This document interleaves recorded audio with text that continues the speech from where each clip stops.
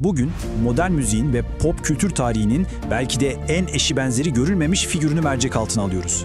Chicago'dan çıkan vizyoner bir prodüktörün hip-hop'ın sesini ve küresel moda estetiğini adeta sıfırdan nasıl inşa ettiğine bakacağız.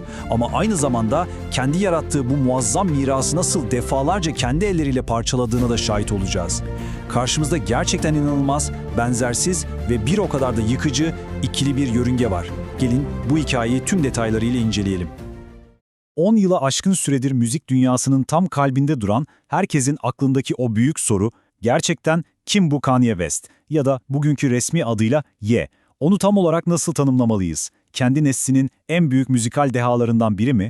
Estetik sınırları acımasızca yıkan bir kültürel bozucu mu? Yoksa eylemleri sürekli sanatını gölgede bırakan son derece tartışmalı bir figür mü? Bu analizde onun hem o büyüleyici müzikal evrimini hem de bu kafa karıştırıcı ikilemini tüm şeffaflığıyla masaya yatırıyoruz. 1. Bölüm. Prodüktörlükten rap dünyasına geçiş. Kanye'nin hikayesini tam anlamıyla kavramak için önce biraz mutfağa girmemiz gerekiyor. Onun sektöre damga vuran ve herkesin diline pelesenk olan imza tekniği Chipmunk Soul'du. Peki neydi bu?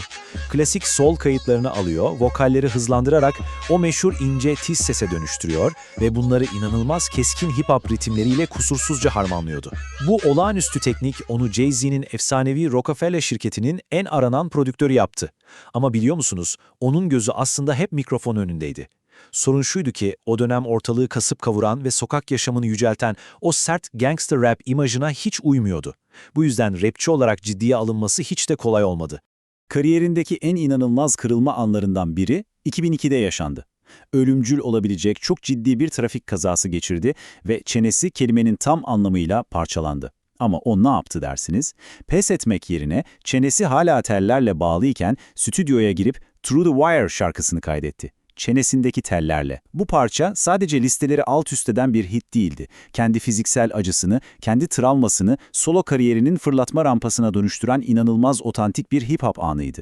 Ve işte bu amansız hırs, 2004 yılında The College Dropout albümünün doğuşunu müjdeledi. Şunu rahatlıkla söyleyebilirim ki, The College Dropout tam anlamıyla bir müzikal devrimdi. Düşünün, o dönemki hip-hop sahnesi tamamen silahlar ve sokak yaşamıyla yankılanırken, pembe polosuyla ve o ikonik sırt çantasıyla Kanye çıka geldi. İnançtan, aileden, tüketim çılgınlığından, hatta eğitim sistemindeki sorunlardan bahsediyordu. Jesus Walks gibi cesur ve ezber bozan prodüksiyonlarla ticari ve eleştirel anlamda muazzam bir başarı kazandı.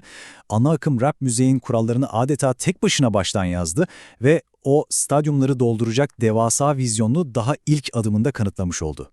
2. Bölüm. Kayıplar, ototün ve sanatsal evrim. 2007 yılına geldiğimizde işler maalesef çok karanlık ve trajik bir hal alıyor. Hayatındaki en büyük destekçisi, eski bir akademisyen olan annesi ve aynı zamanda menajeri Donda West, estetik bir ameliyat sonrasında aniden hayatını kaybetti. Bu o kadar sarsıcı bir kayıptı ki onu tarifsiz bir yasa sürükledi. Ve bu durum sadece kişisel hayatında değil, sanatında da devasa, deprem etkisi yaratan bir eksen kaymasına neden oldu. İşte bu derin acının müzikal karşılığı efsanevi 88 Heartbreak albümüydü. O güne kadar ototune sektörde nasıl biliniyordu? Sadece şarkıcıların seslerindeki ufak tefek detone hatalarını düzeltmek için kullanılan basit bir stüdyo hilesiydi. Ama Kanye kuralları yine yıktı. Bunu rap yapmak yerine şarkı söylemek için, sesine o robotik, yapay yalnız ve yabancılaşmış yaz hissini katmak için bir enstrüman gibi kullandı. Bu olağanüstü deneysel tercih, hip-hop'ta duygusal kırılganlığı bir anda normalleştirdi. Düşünsenize, bugün listeleri domine eden o modern melodik rap'in temellerini bu albümle tek başına atmış oldu. 3. Bölüm. Müzikal zirve ve devasa bir Yeezy imparatorluğu. Şimdi, Kanye'nin bir huyu var, kendisinden ne bekleniyorsa onu tam tersine çevirmeyi bir prensip haline getirmiş durumda. 2010 yılında şöhretin o karanlık doğasını anlatan, muazzam orkestra düzenlemeler ve yıldız konuklarla dolu maksimalist bir başyapıt olan My Beautiful Dark Twisted Fantasy'yi yayınladı.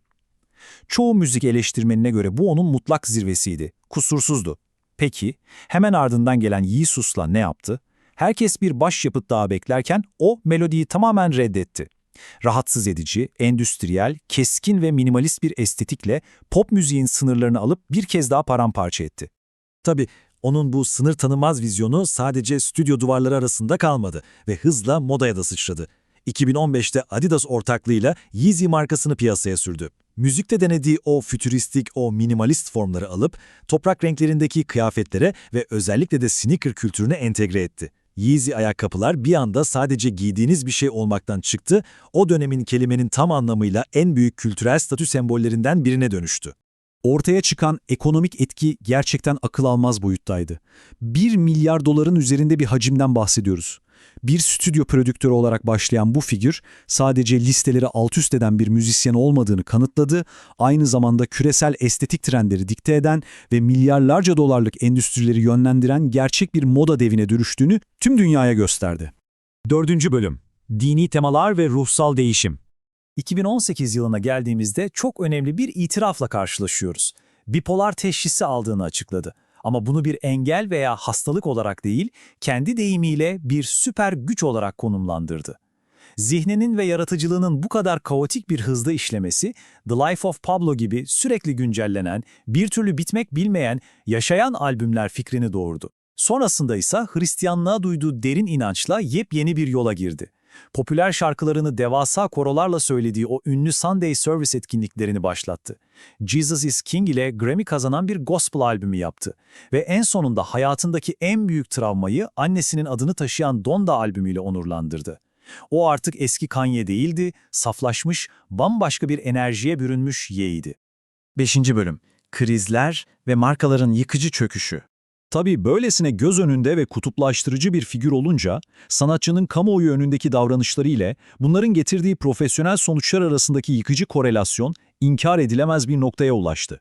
Hatırlarsınız, 2009'daki o meşhur Taylor Swift VMA olayından başlayarak kölelik üzerine yaptığı o tartışmalı yorumlar, moda haftasında giydiği mesaj içerikli tişörtler ve nihayetinde 2022 sonrasındaki antisemitik söylemleri. Bunların hepsi bardağa taşıran son damlalar oldu. Bu eylemlerin bedeli oldukça somut ve ağırdı. Dünyanın en büyük yetenek ajansı CAA ve uzun yıllardır evi olan Def Jam onunla yollarını ayırdı. O devasa kazanç kapısı olan Adidas ortaklığı tek taraflı feshedildi. Hatta söylemleri nedeniyle İngiltere'ye girişinin yasaklandığını bile gördük.